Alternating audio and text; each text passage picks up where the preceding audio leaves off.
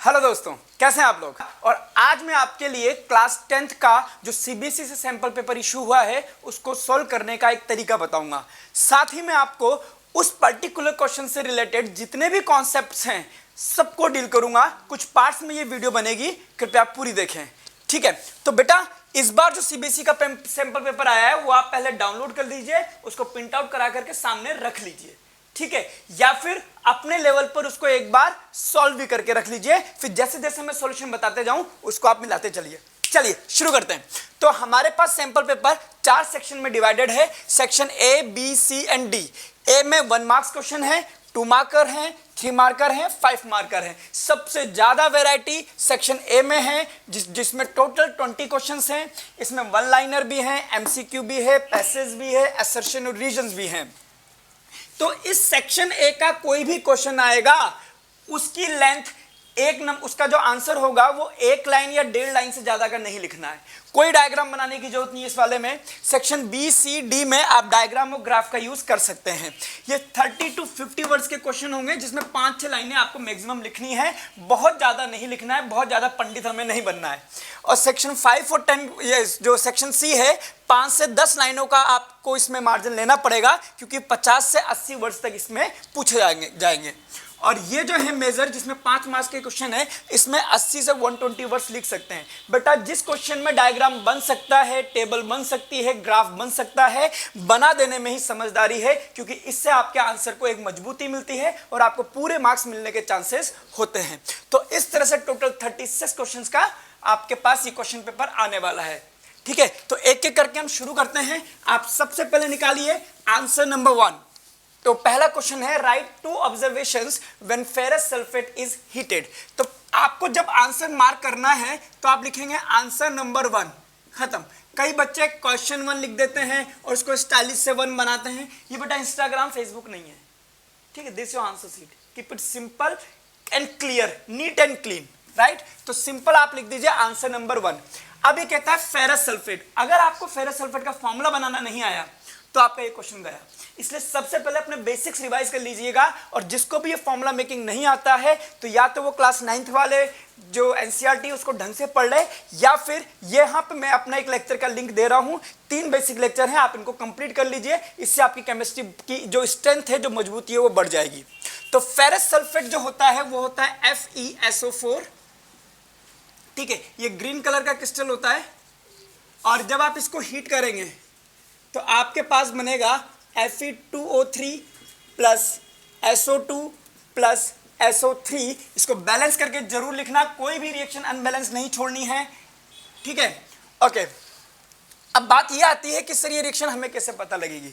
Chapter number 1, chapter number 2, इनको मिला करके कुछ 5-10 रिएक्शंस हैं जो आपको याद रखनी पड़ेंगी। चैप्टर नंबर 1 में 5-6 रिएक्शंस है तो याद रखनी ही पड़ेगी। ठीक है, तो वो आपको याद करनी है कौन सी रिएक्शन है। अगर ये देखना है तो मेरा जो चैनल है उस पर क्लास 10th का जो चैप्टर नंबर 1 है वो पूरा अपलोडेड है, उसमें मैंने सब कुछ अच्छे से एक्सप्लेन करा है, आप उसको जरूर देखें। ओके, तो ये ग्रीन कलर का होता है। फेरिक ऑक्साइड आपका ऑरेंज ब्राउन कलर का होता है। ये आपके पास कलरलेस गैसेज हैं। अगर आपको इनकी फिजिकल स्टेट भी याद है तो वो भी आप लिख सकते हैं, नहीं याद है तो छोड़ दीजिए, कोई दिक्कत नहीं है, क्योंकि क्वेश्चन में पूछा नहीं है। तो कलरलेस गैस होती है। इधर से SO2 जो होता है इसकी स्मेल होती है बर्निंग सल्फर जैसी स्मेल होती है। ठीक है, और आपको चोक कर देगी ऐसी स्मेल होती है। और आपसे पूछा ऑब्जर्वेशंस लिखिए, तो सिंपली आप जब आंसर लिखेंगे तो ये रिएक्शन भी लिख सकते हैं। याद नहीं है तो सिंपली आंसर लिख सकते हैं कि green colour of crystal changes to brown. एक ये ऑब्जर्वेशन हो गई, ब्राउन या ऑरेंज ब्राउन जो भी आपको ठीक लगे। आप एक ये लिख सकते हैं कि colourless gas is evolved.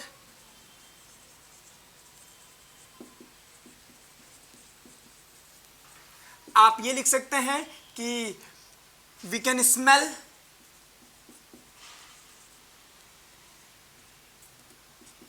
The burning sulphur. ठीक है, और कलरलेस गैस इज वाटर। तो इसमें से कोई भी आप दो आप लिख सकते हैं, इससे ज़्यादा करने की जरूरत नहीं, इनमें से कोई भी दो लिख देना। ठीक है, अब हम चलते हैं आंसर नंबर, अच्छा इसी का और पार्ट है, अब इसका और पार्ट है जिसमें कहता है 1 ml जब HCl है उसको जब आप सोडियम से रिएक्शन कराते हैं तो क्या बनता है। तो मेरे लेक्चर अगर आपने रिवाइज करे हैं तो उसमें लिखा था कि सोडियम का दो ही काम है, या तो हाइड्रोजन को लात मारना या क्लोरीन को गले लगाना। तो हाइड्रोजन को लात मारेगा तो हाइड्रोजन इधर आ जाएगा और यहाँ पर कुछ बच्चे H लिख देते हैं, कुछ लोग HCl को HC कैपिटल L लिख देते हैं, बट ऐसा नहीं करना है। जब भी ये दो होता है पहला वाला कैपिटल होता है, दूसरा वाला स्मॉल होता है, तो ध्यान से रखिएगा। और H नहीं लिखते हैं क्योंकि रिएक्शन में हम वो चीज़ें लिखते हैं या उस स्टेट में चीज़ों को लिखते हैं जो कि हमें नेचर में मिलती है। नेचर में हाइड्रोजन H की फॉर्म में नहीं मिलता है, H2 की फॉर्म में मिलता है। ये एक मॉलिक्यूल है और ये एक एटम है, तो H2। और ये सोडियम का जब हाइड्रोजन निकल गया बचा क्या, क्लोरीन, तो NaCl बन जाएगा। रिएक्शन बैलेंस नहीं है, इसको बैलेंस कर दीजिए, इसको बैलेंस करेंगे, इसका पड़ोसी बुरा मान गया, इसको दो किए, इसका पड़ोसी बुरा मान गया, इसको दो कर दीजिए, ये आपके पास रिएक्शन हो गई। और एक और प्रॉपर्टी मेटल नॉन मेटल में आपने पढ़ी होगी कि जब भी कोई मेटल किसी एसिड या वाटर से रिएक्शन करती है तो हाइड्रोजन गैस को इवॉल्व करती है और हाइड्रोजन गैस जो होती है वो पॉप साउंड के साथ में जलती है। ठीक है, तो ये आपके पास रिएक्शन होगी। तो आप लिख सकते हैं products are NaCl and hydrogen, खत्म। इतना सा लिखना है, रिएक्शन पूछी नहीं है इसलिए रिक्वायर्ड नहीं है, बट आप रिएक्शन लिख सकते हैं तो जरूर लिखिए, बहुत अच्छी बात होगी।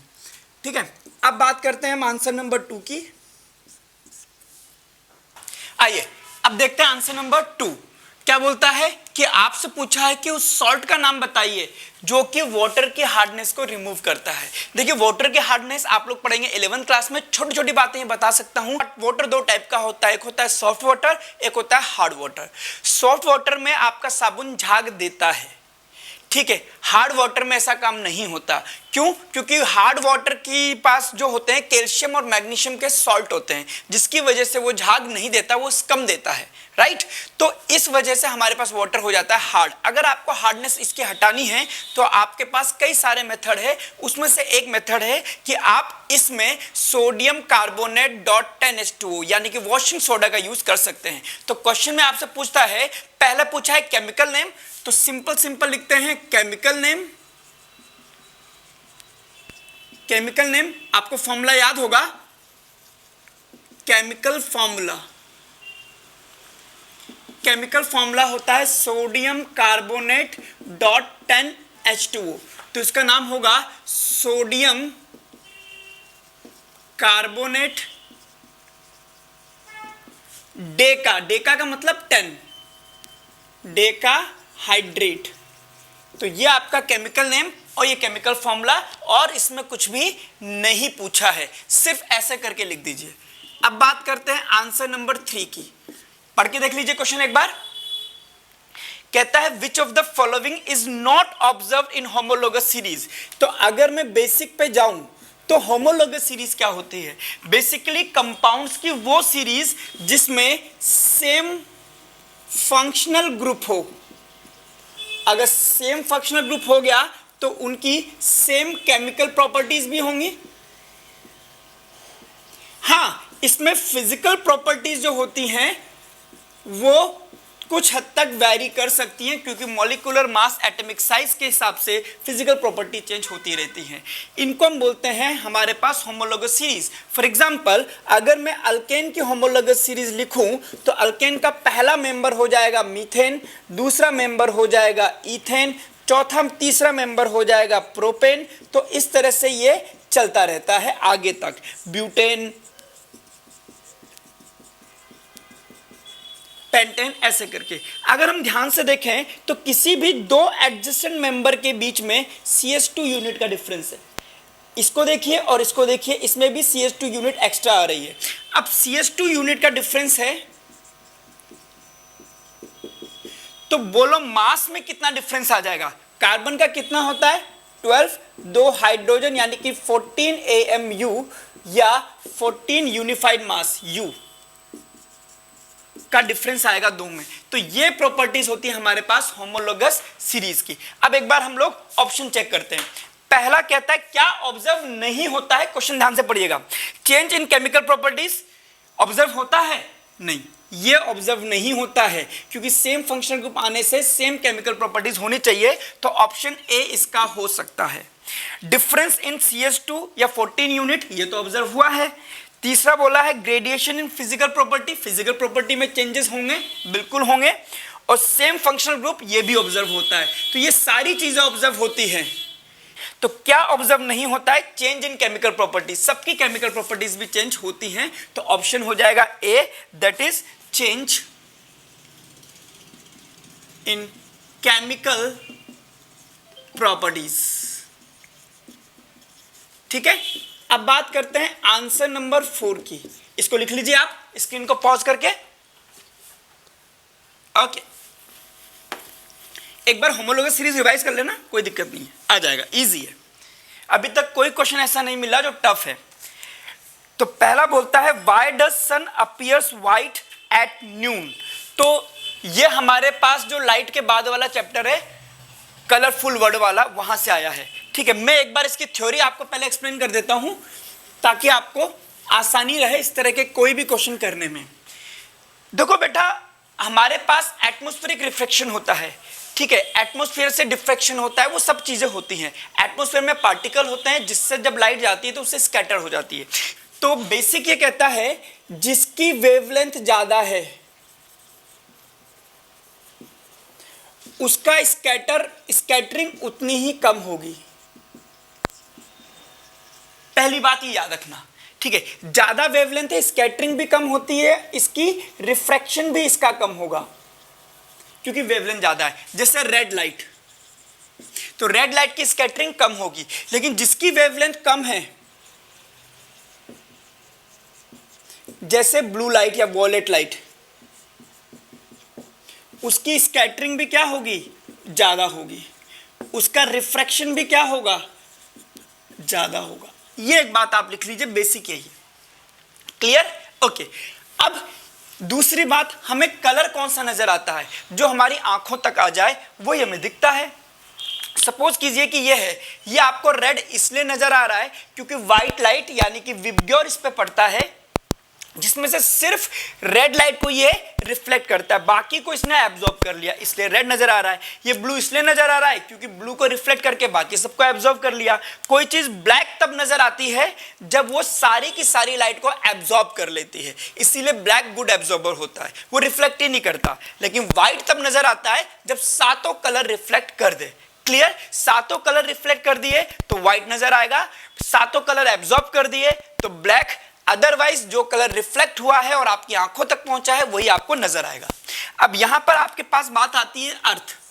अर्थ की बात करें तो सन होराइजन से निकलता है, इस तरह से सनराइज होता है, सनसेट होता है। तो सनराइज के टाइम पर ये डिस्टेंस ज्यादा होती है, सनसेट के टाइम पर डिस्टेंस ज्यादा होती है, लेकिन दिन के टाइम पर ये डिस्टेंस क्या होती है? कम होती है। चारों तरफ एटमॉस्फेयर है इसके। तो सन से व्हाइट लाइट जब चलती है, इसमें ब्लू लाइट की स्कैटरिंग बहुत ज्यादा हो जाती है, इतनी ज्यादा हो जाती है कि ब्लू लाइट की एनर्जी कम होते होते होते होते ब्लू लाइट खत्म हो जाता है, आपकी आंखों तक पहुंचेगा ही नहीं, इसलिए आपको ब्लू नजर भी नहीं आएगा। हाँ, रेड की स्कैटरिंग आपके पास कम होती है।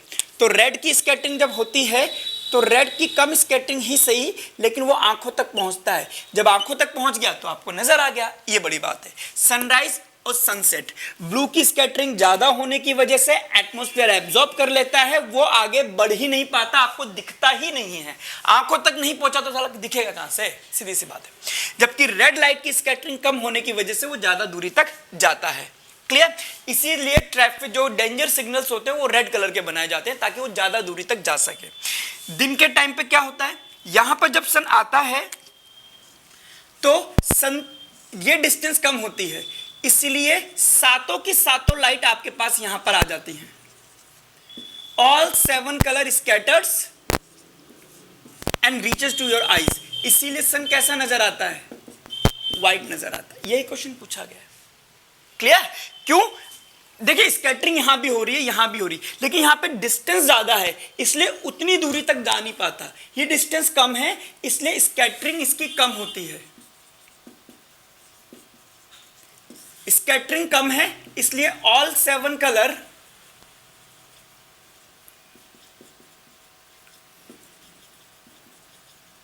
रीचेस टू आईज, और सातों कलर मिलकर के क्या दिखाएंगे, व्हाइट, इसलिए सन आपको व्हाइट नजर आता है। क्यों? क्योंकि स्कैटरिंग कम होती है डिस्टेंस कम होने की वजह से, राइट। अब हमें इसका लिखना है आंसर, पहले आप इसको लिख लीजिए, देखते हैं क्वेश्चन में कितना है। और ओके, तो 1 नंबर का क्वेश्चन है, इसलिए हम बहुत ज्यादा नहीं लिखेंगे, सिंपल एक लाइन में हम आंसर देंगे। Due to less scattering all the 7 color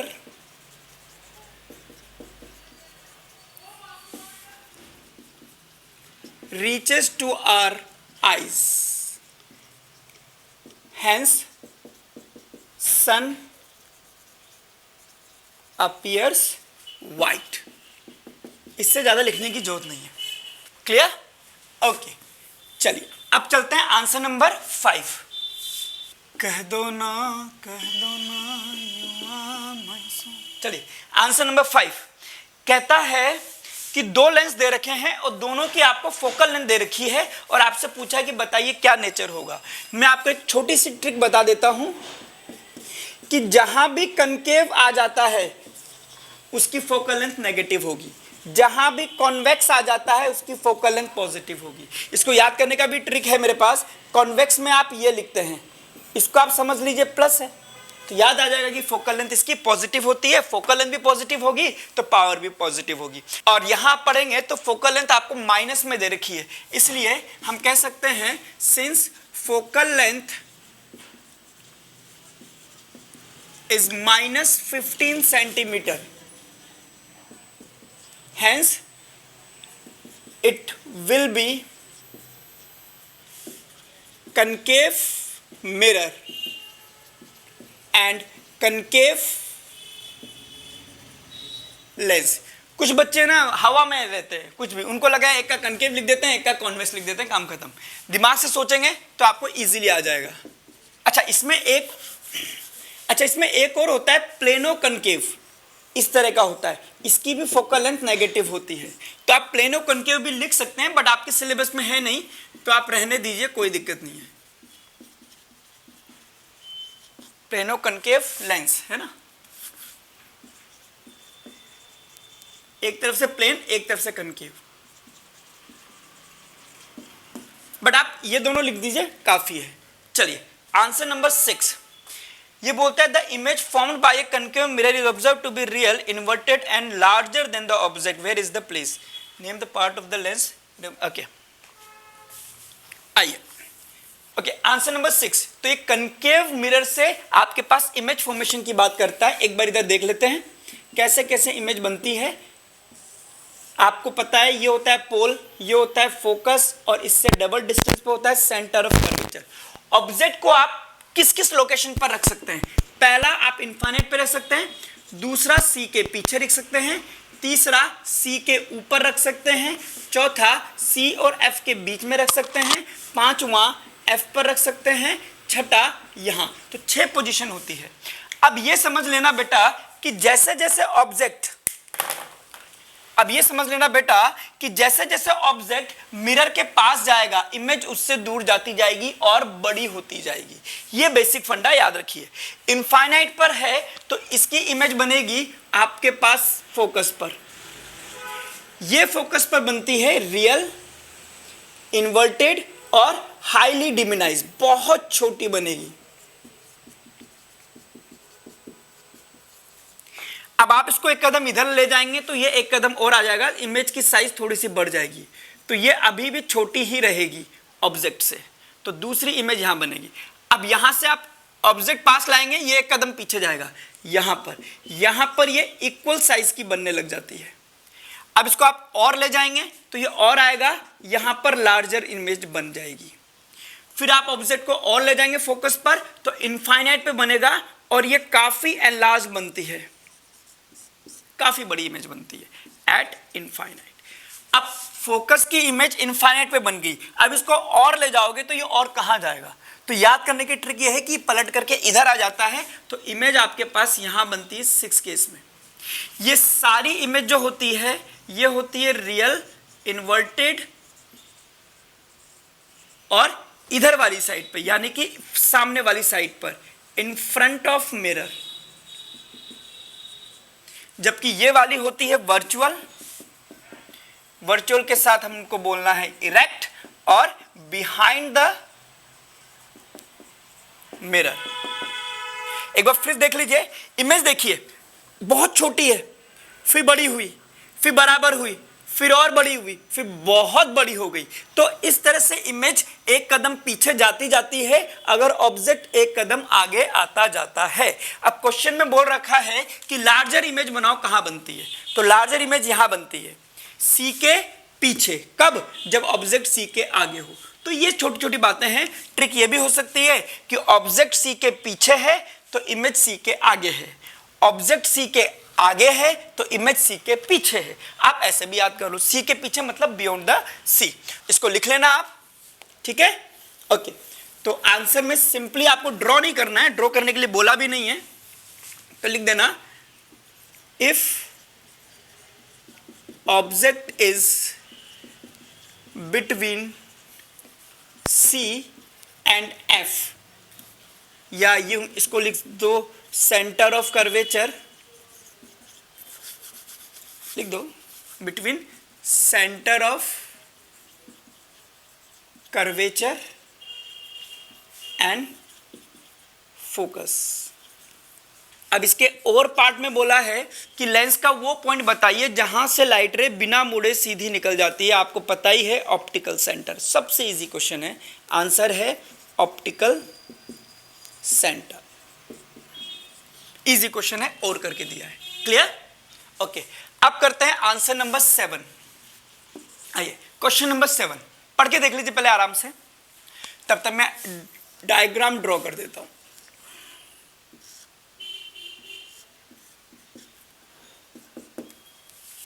आइए पहले पूरा एक्सपेरिमेंट समझाता हूं। जब आपके पास की ऑफ है, करंट इस प्राइमरी कॉइल में, और इसको मैं कह दूंगा coil 2 that is secondary coil. Primary coil में करंट नहीं है, मैग्नेटिक फील्ड नहीं है, कोई दिक्कत नहीं है। ओके, अब फैराडे एक बात कहता है कि जब भी किसी भी फिगर से एसोसिएटेड मैग्नेटिक फील्ड चेंज होता है, वर्ड क्या है? चेंज होना।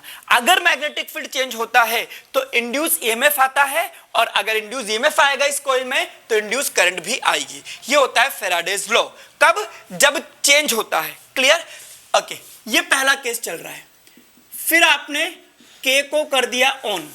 के ऑन होते ही करंट पिक्चर में आ जाती है, करंट आते ही मैग्नेटिक फील्ड आ जाता है। तो यहां से जो भी मैग्नेटिक फील्ड निकलेगा वो इस कॉइल 2 से भी लिंक करेगा। पहले क्या था मैग्नेटिक फील्ड कॉइल 2 के पास? 0। अब क्या हो गया?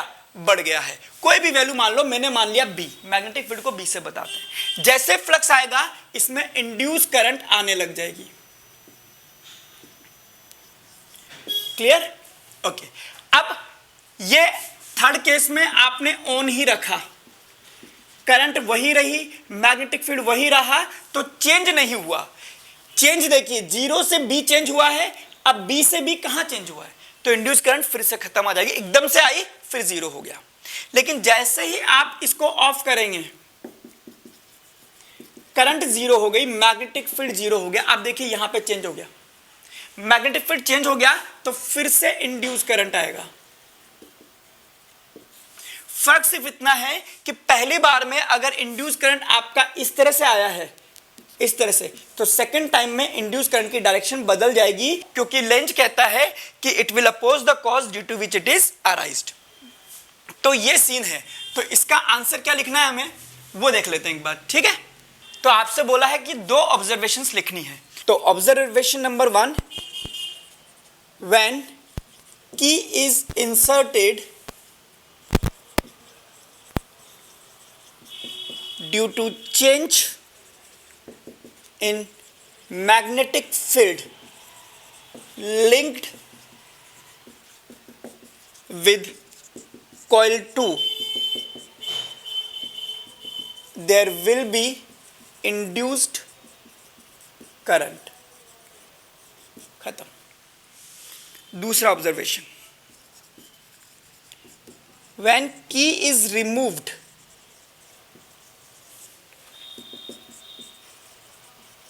there will be induced current, but in opposite direction. ये दो ऑब्जर्वेशन है। एक ऑब्जर्वेशन इसके बीच की और है कि जब इसको ऑन ही रखते हैं तो इंड्यूस करंट खत्म हो जाता है, इट डाइज शॉर्टली। ठीक है, बट उसको लिखना इतना कोई जरूरी नहीं है, तो लिख सकते हैं विच डाइज शॉर्टली। ये लो, तो ये दो ऑब्जर्वेशंस आपको लिखनी है। आइए आंसर नंबर 8 देखते हैं। तो इसमें आपसे पूछा है कि मैग्नेटिक फील्ड लाइंस ड्रॉ करनी है स्ट्रेट करंट कैरिंग वायर से। मुझे पता है आप लोगों को आती है, बट कुछ चीज़ें मैं आपको बता देता हूँ कि अगर आपने करंट कैरिंग वायर बनाया है, इसमें करंट जरूर बनाए, करंट नहीं बनाएंगे नंबर कटेगा, और करंट के हिसाब से ही मैग्नेटिक फील्ड आएगा, वही फ्लेमिंग के रूल से। तो आपने बना दिया ऐसा, और ये बना दिया आपने मैग्नेटिक फील्ड लाइंस।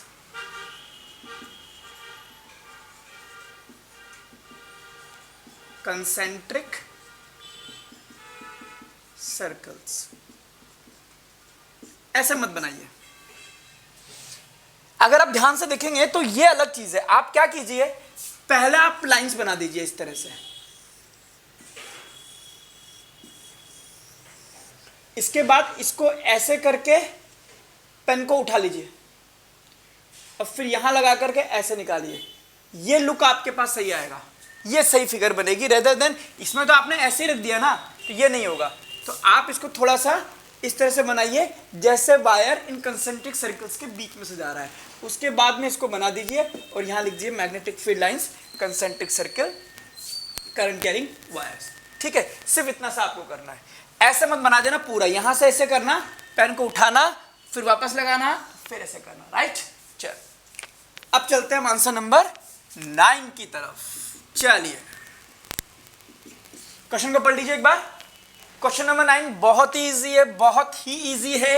ये कहता है कि दो वायर्स को आप पैरेलल कनेक्ट कर देते हो और अगर आपने इसमें कोई वोल्टेज सोर्स लगा रखा है तो बताइए दोनों के ऊपर गिरने वाले वोल्टेज के बारे में आप क्या कह सकते हैं। सिंपल सी बात है, पैरेलल है तो वोल्टेज सेम होगा, तो इसका आंसर लिख देंगे कि वोल्टेज ड्रॉप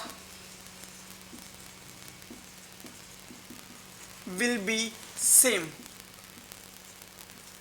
across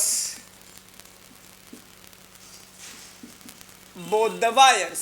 और इससे ज्यादा कुछ भी नहीं लिखना है, बहुत ज्यादा पंडित नहीं बनना है। क्लियर? और इसके बाद में बोलता है और वाला क्वेश्चन जो बोलता है, क्योंकि वन लाइनर है, ज्यादा लिखने का मतलब नहीं है। और वाले क्वेश्चन में बोलता है कि अगर किसी चार्ज को इनफाइनाइट से किसी पॉइंट तक लेकर के आते हो, क्यू चार्ज को, तो जिस पॉइंट पर ला रहे हो उसका वोल्टेज V है, तो बताइए उसको लाने में कितना वर्क डन हुआ है। आपने डेफिनेशन पढ़ी है, आपने पोटेंशियल की डेफिनेशन पढ़ी है। पोटेंशियल की डेफिनेशन क्या होती है कि इनफाइनाइट से एक कूलम चार्ज को इलेक्ट्रिक फील्ड के अगेंस्ट बिना एक्सीलरेट करे लाने में जो वर्क डन होता है उसको हम बोलते हैं पोटेंशियल। यानी कि V जो होता है work done per unit charge कहलाता है। आपसे पूछा वर्क डन तो आप लिख सकते हैं W = VQ, खत्म। और ये हो गया आपके पास वर्क डन। बाकी क्वेश्चन में दिया हुआ, इससे ज्यादा कुछ लिखने की जरूरत नहीं है। राइट, तो आंसर नंबर 9 बहुत ही इजी है। अब बात करते हैं आंसर नंबर 10 की। ओके, तो ये बात करता है वेन्स और वॉल्स की थिन वॉल के बारे में।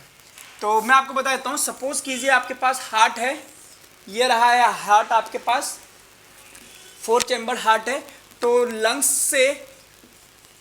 से जो भी ब्लड वेसल हार्ट को आती है उनको हम बोलते हैं वेन्स, और जो हार्ट से बाहर निकलती है उनको हम बोलते हैं आर्टरीज।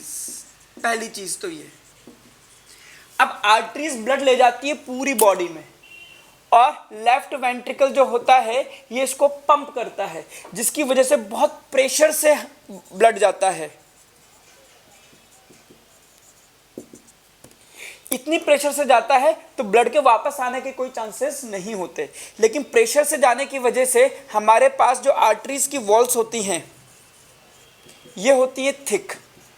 वॉल्व की जरूरत इसमें नहीं होती, तो वॉल्व्स इसमें नहीं होते हैं। लेकिन वेन्स में ब्लड जो बहता है तो ब्लड प्रेशर इसका लो होता है।